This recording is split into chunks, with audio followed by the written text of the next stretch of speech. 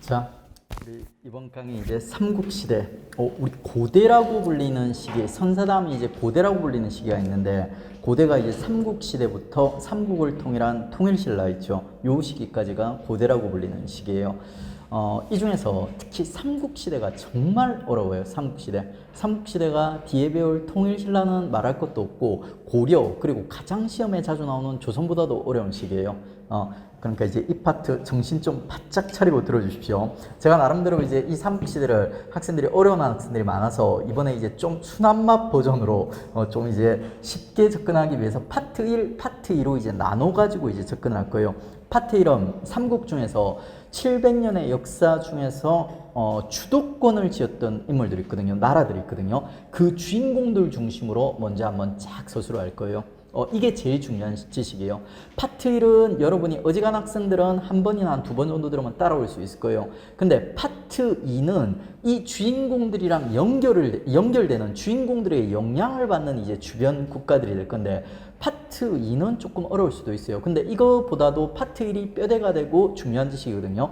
파트 1만 일단 이번 1회 독에 확실히 챙겨주십시오. 이 파트 1이 여러분의 상식이 되고, 너무 여러분이 여러 번 반복해가지고 파트 1이 너무 당연한 게 돼버리면 이 파트 1에서부터 파트 2로 넘어가는 게, 연결해가는 게 그렇게 어렵진 않거든요. 이제 1회 독 때는 일단은 파트 1만 확실히 잡는다. 그리고 내가 정말 지적 능력이 뛰어나다. 한 상위 10%, 20%, 한 30% 정도 된다. 그러면 파트 2까지 넘어갈 수 있어요. 근데 평범한 학생들은 1회 독에서 파트 2까지 완벽하게 정리하기는 어려울 겁니다. 일단은 이제 파트 1만 완벽하게 잡는다. 이런 느낌으로 해서 한번 들어가 봅시다.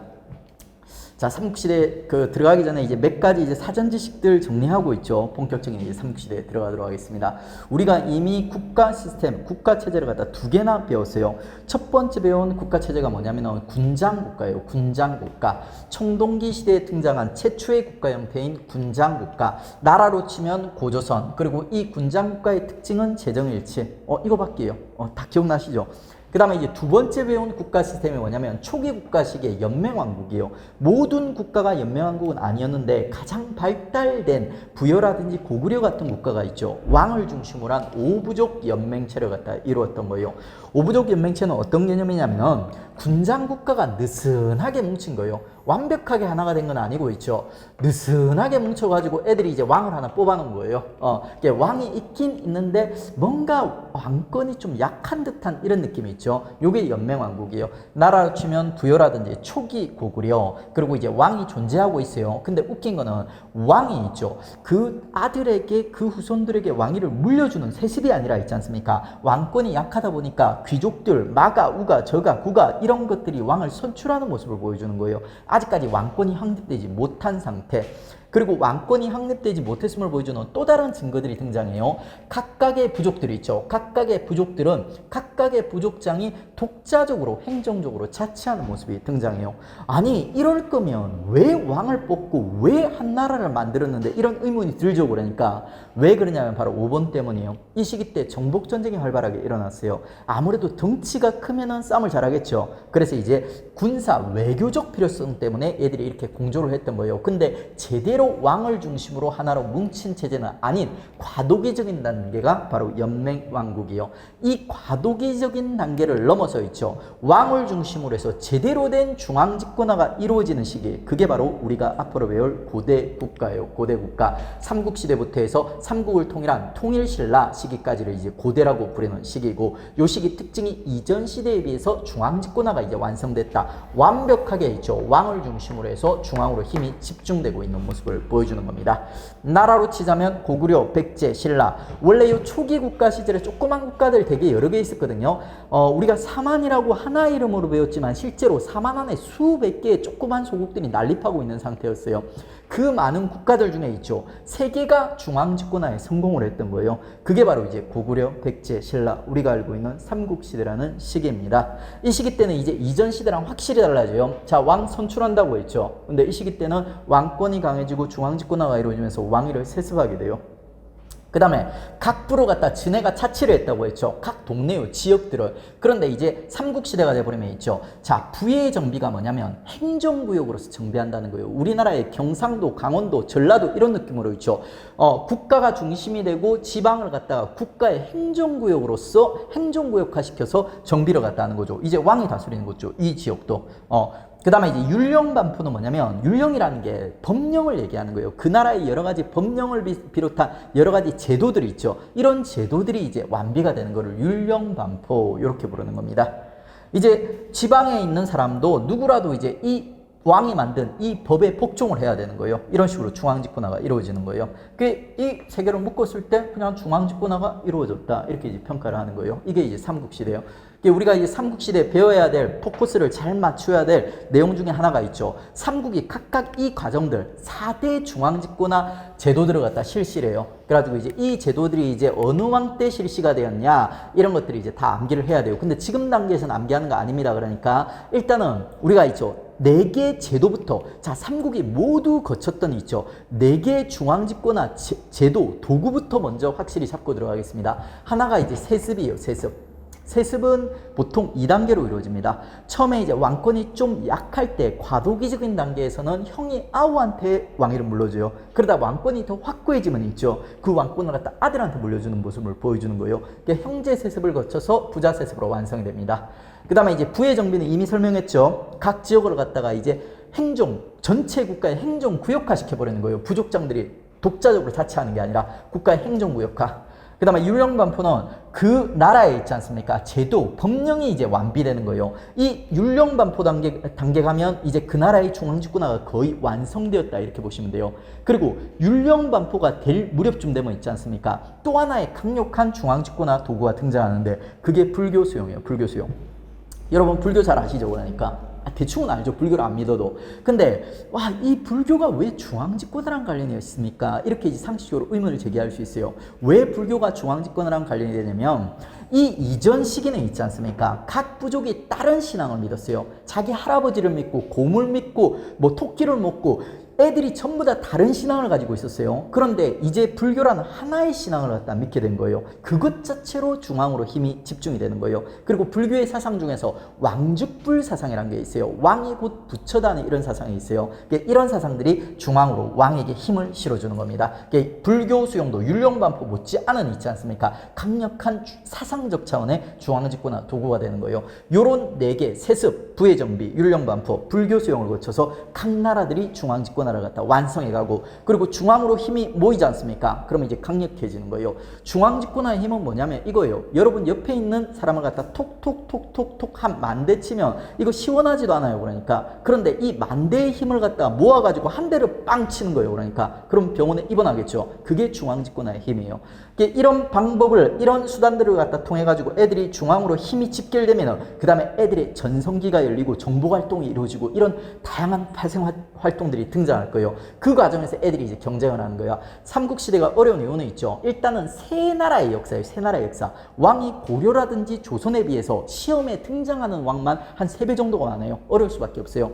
동시에 삼국시대 진짜 어려운 이유는 얘들이 상호작용을 갖다 주고받는 거예요. 그냥 이거를 고구려 역사 따로 백제 역사 따로 신라 역사만 따로 배우면 이거 시간만 좀 더 투자하면 배울 수 있어요. 그러니까 공부가 쉽게 어렵지 않게 할 수가 있어요. 근데 얘들끼리 상호작용까지도 우리가 정리해야 되기 때문에 이게 좀 복잡한 거예요. 그래서 우리는 이제 삼국시대를 어떻게 정리할 거냐면 있죠. 문제 풀고 일단 다음 표로 보면서 이제 어떻게 정리할지 얘기를 하겠습니다. 문제 풀고 국가의 발전 단계 중 연맹 왕국에 관해 바르게 설명한 것은 자 국가의 발전 단계 우리 3개 배웠어요. 그러니까 첫 번째 뭐 배웠어요? 군장국가, 두 번째 연맹왕국, 세 번째 고대국가 배웠죠. 그러니까 결국에는 이 3개를 갖다 구별하는 문제예요. 연맹왕국을 물어보고 있으니까 오답선지는 군장국가나 아마 고대국가에서 이제 나올 거예요. 요 3개를 갖다 구별하는 게 포인트예요. 자, 연맹왕국은 청동 문화를 기반으로 성립되었다. 맞아요? 틀려요? 이거는 무슨 국가에 대해 설명하는 거예요? 군장국가에 대해 설명하는 거예요. 아시겠어요? 그 다음에 중앙집권적 정치제도가 마련되었다. 이렇게 표현할 수 있는 건 무슨 국가? 그 다음 시대 고대국가 얘기하는 거예요. 그러니까 이 3개 국가를 갖다 네 구별할지 아는가? 이렇게 물어보는 거예요. 그 다음에 군장 세력이 자기 부족에 대한 지배권을 행사하였다. 이건 어때요? 연맹왕국에 대한 설명 맞아요? 틀려요?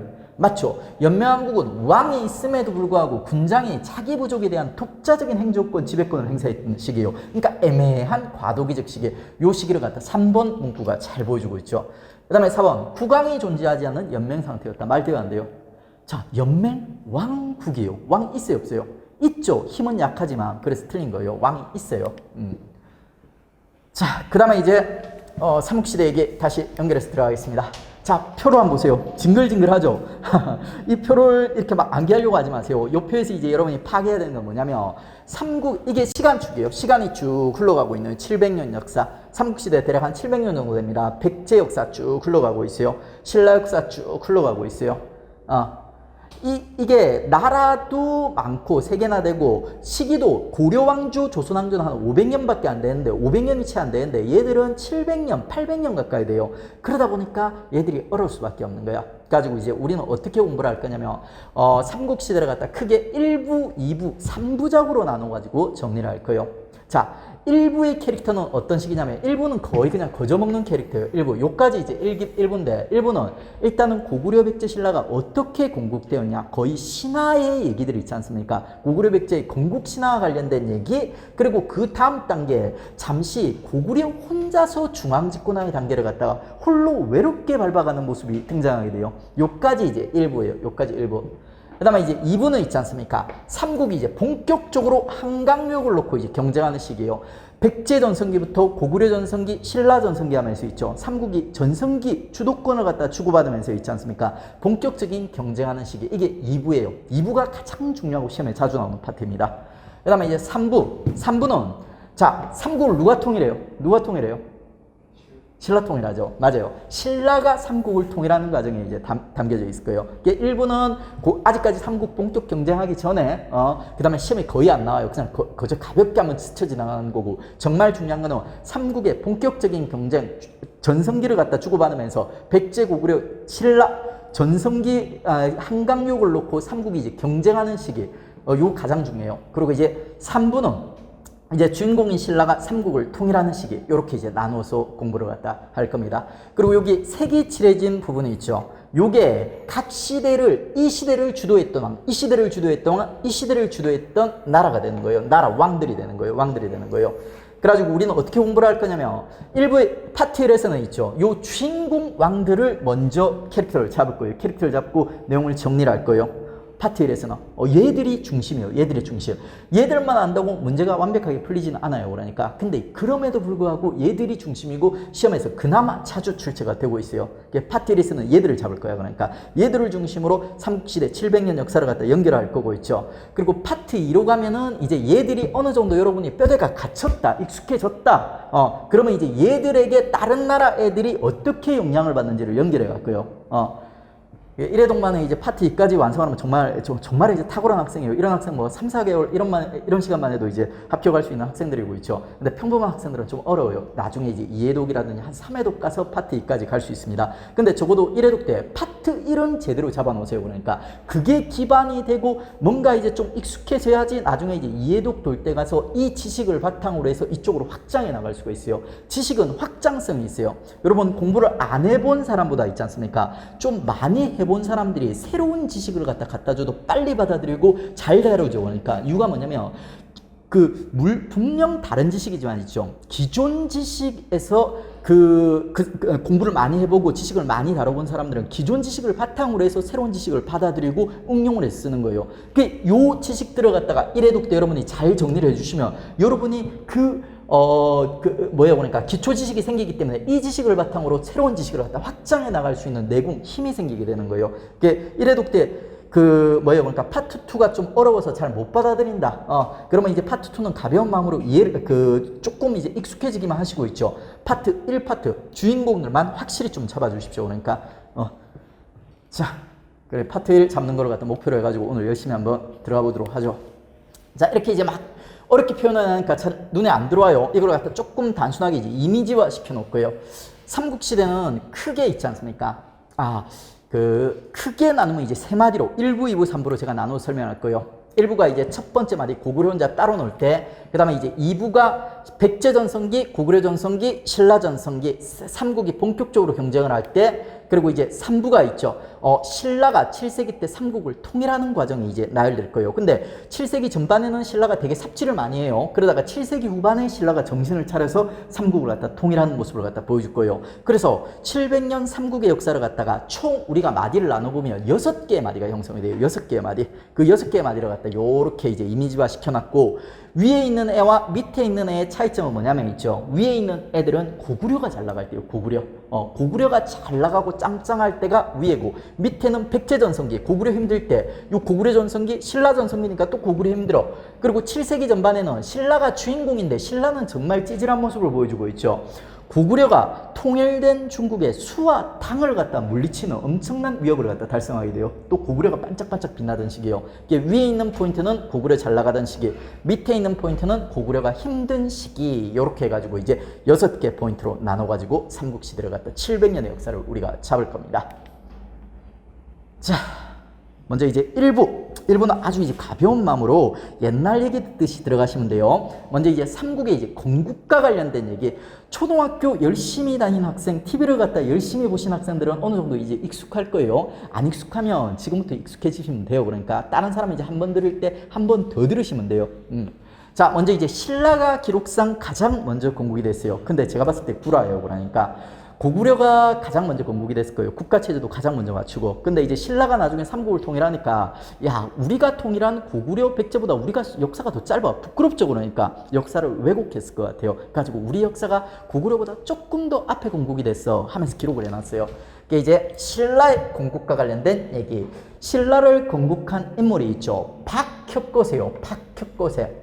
박처럼, 표주박처럼 생긴 박을 깨고 그 박 안에서 태어난 애라고 해서 박혁거세 이렇게 부릅니다. 얘가 이제 건국을 했어요. 대략 이제 고조선 망할 무렵이에요. 고조선 망할 무렵에 건국을 갖다 했습니다. 연도 기원전 57년 외울 필요 없어요. 그 다음에 신라의 특징이 뭐냐면 있죠. 신라는, 자, 요 한반도 위치에서 신라 어디에 위치하고 있는지 다 알고 있죠. 그러니까 혹시 모르신다고 해도 괜찮아요. 지금부터 이제 배워가시면 됩니다. 요 일대, 경상도 일대, 경주를 중심으로 해서 신라가 형성이 됐어요. 신라는 신라 이 지리적 위치가 신라의 가장 큰 약점이자 한계가 되게 됩니다. 왜 그러냐면 이 당시 정근대는 고급 문화 선진 문물들이 있지 않습니까? 전부 중국으로부터 올라 들어왔어요. 중국으로부터. 근데 신라는 자 중국으로부터 오는 길이 육로로는 고구려가 맡고 있지 않습니까? 해로로는 백제가 맡고 있어요. 선진 문물을 받아들일 길이 없었던 거예요. 신라가 제일 깡촌이고 제일 늦게 발전하고 제일 미숙했던 겁니다. 신라는 자기 약점을 갖다 뚜렷하게 아주 분명하게 알고 있었어요. 주변국보다 우리가 문화 수준이 떨어지고 미숙하다는 걸 알고 있었어요. 그래서 신라는 있죠. 다른 나라랑 다른 애 있지 않습니까? 노력을 하게 됩니다. 그 노력은 뭐냐면 오픈마인드예요. 오픈마인드. 신라는 자기보다 선진 문물을 가진 외부 세력들이 있지 않습니까? 외부 세력들을 엄청 적극적으로 포용하고 수용하는 모습들을 보여줘요. 그 흔적이 바로 석탈해와 기말지예요. 석탈해와 기말지. 석탈해는 배를 타고 온 외부 세력이에요. 그 다음에 기말지는 육지에서 또 어디서 굴러온 외부 세력이에요. 근데 이런 애들을 갖다 있죠. 신라는 수용을 하고 있죠. 동시에 얘들한테 왕위까지 주는 모습을 보여줘요. 정말 적극적으로 선진문물을 갖다 갈구하는 모습을 보여주는 거예요. 이게 신라가 삼국을 통일할 수 있었던 어떻게 보면 이제 원동력이라고 제가 봅니다. 박혁거세가 건국했지만 석탈의 기말지 같은 있죠. 외부 세력들을 갖다 포섭해 가지고 있죠. 박석김 삼성이 돌아가면서 이제 왕위를 갖다가 계승하는 이런 모습들을 갖다 보여줬던 게 신라입니다. 초기에 신라는 있죠. 우리 마한, 진안, 변한, 삼안에 살짝 소개시켜드렸죠. 그러니까 요 진안의 소국 중 하나였는데 얘가 이제 진안을 갖다 장하게 되는 겁니다. 요 진안의 소국 중 하나일 때는 이름이 사로국인데 뭐 크게 중요하진 않아요. 사로 어쨌든 신라가 아닌 다른 이름을 썼다. 이렇게 가볍게 보십시오. 그 다음에 이제 고구려 들어갑니다. 자, 고구려 누가 건국했어요? 고구려 북쪽에 있는 나라는 알고 있죠. 그러니까 북쪽에 있는 나라. 그리고 누가 건국했어요? 고주몽 한 번쯤은 들어보셨죠? 그러니까 주몽이 동명왕 고주몽 이렇게 부릅니다. 주몽이가 원래 부여사람이에요. 부여사람. 그런 그 주몽이 엄마가 유아부인이라는 그 여자가 있어요. 되게 유명한 여자입니다. 시험에도 꽤 나와요. 유아 부인이 해모수라는 남자친구를 사귀었어요. 근데 해모수가 완전 바람둥이에요. 그래 해모수가 유아 부인을 임신을 시켜놓고 있죠. 유아 부인을 버려놓고 도망을 가버리는 거예요. 그러면 이제 유아 부인은 갈 데가 없지 않습니까? 아빠한테 찾아가요. 아빠가 이제 하백이라는 꽤 유명한 인물이 있습니다. 시험에는 잘 안 나와요. 그래. 근데 하백한테 갔더니 하백도 딸이 결혼도 안 한 채로 애를 뵈서오니까 그 당시에는 이제 여성한테 되게 가혹한 시기였죠. 딸을 갖다 내쫓아 버렸던 거예요. 그러면 이제 유아가 갈 곳이 없어가지고 이제 길에서 방황하고 있습니다. 그러면 그 당시 북쪽 부여의 왕 금두꺼비 왕이라는 금왕이라는 왕이 있었는데 이 왕이 여자를 갖다 되게 밝히는 왕이었어요. 그래가지고 후궁이 뭐 10명, 20명 막 이렇게 되는 왕이었는데 유아를 보니까 되게 마음에 든 거예요. 그 유아를 데려가서 후궁으로 삼은 거예요. 근데 유아를 데려갔는데 문제가 뭐냐면 애가 얼마 안 돼서 다리 차가지고 배가 불러가지고 아기를 낳은 거예요. 근데 아기가 태어났는데 아기가 아니라 알이 나와버린 거야. 알이 그러니까. 그래가지고 이제 그 알이 불길하다 해가지고 그 알을 막 버리거나 깨버리거나 없애버리려고 막 노력을 했음에도 불구하고 결국 그 알에서 이제 아기가 태어나. 그 태어난 아기가 바로 이제 주몽이에요. 주몽. 부여에서 있죠.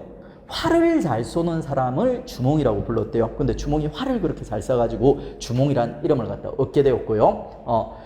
근데 이제 이 주몽의 신분이 부여에서 입지가 되게 좀 문제가 됐어요. 그러니까 엄마가 후궁 왕의 첩인데 있지 않습니까? 자기는 왕의 아들이 아니라는 거예요. 어디서 아빠가 누군지도 명확하지 않은 거야. 그래가지고 이제 부여의 왕자들이 이 주몽을 갖다 구박을 갖다 하게 됩니다. 구박하다가 이제 주몽을 갖다 살해하려고 하는 거예요. 그러다 보니까 이제 주몽, 눈치 빠른 주몽이 있지 않습니까? 이 부여의 왕자들을 피해가지고 탈출하는 거예요. 그 탈출한 곳이 어디냐면 부여는 저 북쪽에 있어요. 송화강 일대 탈출해가지고 요 압록강 있지 않습니까? 북쪽 압록강 바로 연안으로 탈출을 갖다 하게 되는 거예요. 그래서 이제 이 탈출한 주몽이 있지 않습니까? 이 압록강 연안에서 고구려라는 나라를 갖다 건국하게 되는데 우리 상식적으로 생각해 보세요. 자, 주몽이는 이 부여 사람이지 요 일대 사람이 아니죠. 압록강 일대 사람이 아니죠. 그러니까 토착 세력이 아니라는 거예요. 그러니까 저 굴로 들어온 돌이 있지 않습니까? 이 압록강 일대에서 나라를 갖다 건국한다는 게 실제로 쉬웠을까요? 어려웠을까요? 토착 세력도 아닌데 기반도 없는데 실제로 어렵겠죠. 그러니까 근데 주몽이 어떻게 이 고구려를 갖다 건국할 수 있었냐면 이 그 압록강 일대 있지 않습니까? 아주 유력한 과부가 하나 있었어요. 과부. 그러니까 남편이 이 압록강 일대를 갖다 장하고 있던 소소노라는 여자가 있었는데 이 소소노의 남편이 죽어버려서 이제 과부가 된 상태예요. 이 소소노를 주몽이 꼬셨던 거예요. 그래가지고 이제 소소노가 가지고 있던 세력 기반을 바탕으로 해서 고구려를 갖다가 압록강 일대의 건국을 갖다 했던 거죠. 그게 이제 주몽입니다. 그래서 이제 그 처음 이제 건국된 지역이 이제 졸본이라는 것이요. 뭐 크게 중요하진 않는데 나중에 중고난도 되면은 이 졸본에 있는 오녀산성이라는 아주 저 오지 산골에 이제 산성 만들어진 게 이제 또 시험에 나와요. 그러니까 알긴 알아야 돼요. 졸본에서 이제 건국을 하였고, 그리고 이런 이제 주몽의 건국 있지 않습니까? 건국 과정을 갖다 우리는 이렇게 평가하는 거예요. 부여의 유민과 압록강 토착 세력이 결합하였다. 부여 유민 고주몽, 압록강 토착 세력 소소노. 소소노도 시험에 그 이름 자체가 자주 나오진 않아요. 근데 맥락을 이해하기 위해서는 알아두시면 좋죠. 자, 그 다음에 이제 백제로 넘어갑니다. 백제를 건국했던 인물이 온조인데 있죠. 이 온조 얘기는 주몽이 얘기에서 연결이 됩니다. 주몽과 소소노 얘기에서 주몽과 소소노가 결혼을 할 때 있죠. 소소노는 이미 아들이 둘이가 있었어요. 비류와 온조라는 두 아들, 전 남편의 아들이 있었어요. 소소노는 이렇게 생각했어요. 내 남편 주몽이가 내가 가진 세력을 바탕으로 해서 고구려를 건국을 했으니까 고구려는 당연히 나중에 이제 주몽이 죽고 나면은 내 아들 중 하나한테 물려질 거라고 이렇게 생각을 했어요. 근데 주몽이 배신을 하게 돼요. 주몽이 원래 부여에서 탈출하기 전에 이미 결혼을 한 상태였고 부인이 임신을 한 상태였거든요. 그 임신한 부인에게 칼 반쪽을 갖다가 톡 부러진 걸 갖다 주면서 나중에 아들이 태어나면은 그 칼을 가지고 이제 나한테 보내라고 했던 거예요. 그럼 내가 내 아들로 인정해 주겠다고. 주몽이 이제 고구려 왕이 돼 있을 때 그 아들이 이제 찾아왔던 거예요. 그 찾아온 아들이 유리라는 애예요. 유리왕, 고구려 2대 왕. 유리가 찾아왔는데 소소노는 당연히 내 아들한테 왕위를 물려줄 거라고 했는데 주몽이 있죠. 소소노를 배신해버리고 자기의 친아들 유리한테 왕위를 갖다 물려줘 버렸던 거예요. 소소노 입장에서는 진짜 기분이 더러운 거죠. 그러니까 그래가지고 소소노가 자기 두 아들가 있죠. 자기를 따르는 세력들을 데리고 있죠. 주몽을 벌이고 남하를 하게 되는 거예요. 남쪽으로 내려오게 되는 거예요. 그 남쪽으로 내려와서 두 아들이 한강 일대에서 둘 다 나라를 건국을 하는데 첫째 아들이 좀 멍청해요. 첫째 아들이 이상한 데 나라를 세워가지고 금방 망해버리고 있죠. 둘째 아들 온조가 지금의 여러분 위례성, 송파 옆에 위례성 들어보셨어요? 위례 신도시 들어보셨어요? 그 위례에다 이제 나라를 갖다 세운 거예요. 그 나라가 바로 이제 백제가 되게 되는 겁니다. 온조가 세운 백제는 있지 않습니까? 자, 주몽이가 결국 부여로부터 뻗어나왔죠. 그리고 이 당시는 부여가 나름대로 선진국이었거든요. 그래가지고 이제 부여를 계승한다는 의미에서 이제 부여시 성을 갖다가 왕족들이 쓰는 모습까지도 보여주고요. 이런 이제 백제 건국 과정을 갖다 역사가들은 이렇게 평가합니다. 고구려 유민과 한강 토착 세력이 결합하였다. 왜 이렇게 평가하는지 아시겠죠? 그러니까. 자, 이렇게 이제 삼국이 이제 건국됐어요. 이 삼국의 건국의 얘기는 시험에 자주 나오진 않는데 배경 지식으로 그리고 상식으로서 한국 사람이지 않습니까? 우리 역사에서 이제 제대로 이제 그 역사에 기록되어 있는 제대로 된 역사는 이제 삼국시대부터요. 고조선은 뭐 거의 뭐 신화적인 영역이죠. 그러니까 가지고 이제 이렇게 삼국이 각각 건국되게 됩니다. 그리고 이렇게 건국된 삼국 중에 있지 않습니까? 가장 먼저 두각을 나타내는 거는 고구려예요. 고구려. 자, 일부 있죠. 일부 첫 번째 마디에 백제라든지 신라는 아직까지 중앙집권화로서 발을 내딛지 못하고 있어요. 고구려 혼자 외롭게 중앙집권화의 과정을 갖다 걸어가는 모습이 이제 등장하는 게 첫 번째 마디예요. 요 첫 번째 마디에 있죠. 고구려의 두 명의 왕이 어쩌다 한 번씩 시험에 나와요. 자주는 안 나와요. 아주 가볍게 두 명의 왕, 태고를 우리가 한번 정리해 보겠습니다.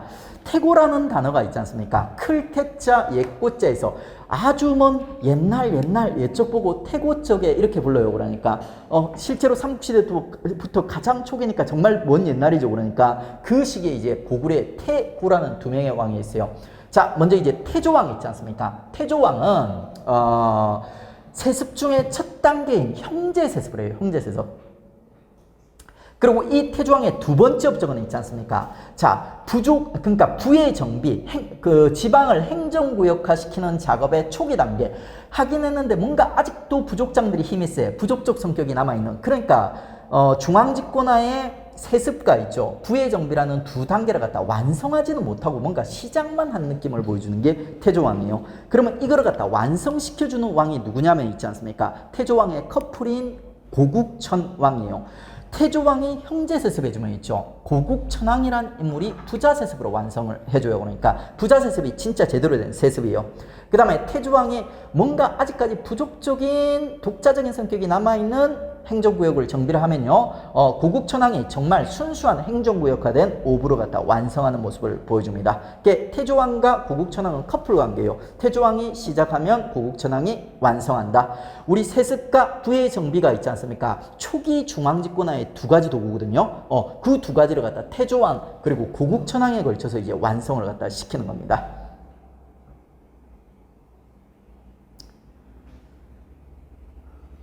그 다음에 이제 태조왕과 고국천왕에 하나씩 독자적인 업적이 하나씩 있는데 요것도 이제 시험에 간혹 나와요.